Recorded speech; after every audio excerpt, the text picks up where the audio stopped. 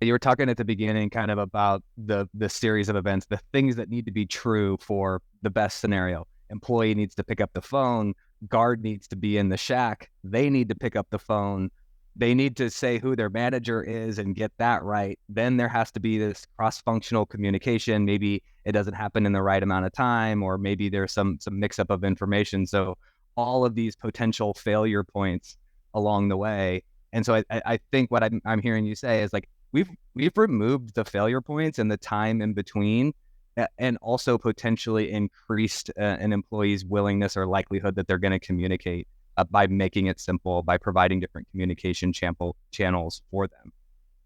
Because well, when it's easy, people will do it more consistently. When it's a pain in the butt, and then honestly, it was very difficult to have consequences when people no call, no showed when it was the guard, because it was a little bit hit or miss.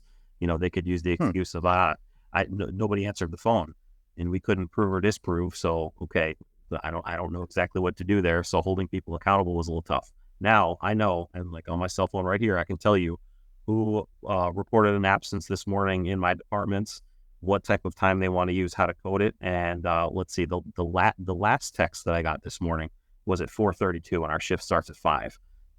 So I had a 4:32, I had a 4:17, I had a 4:02.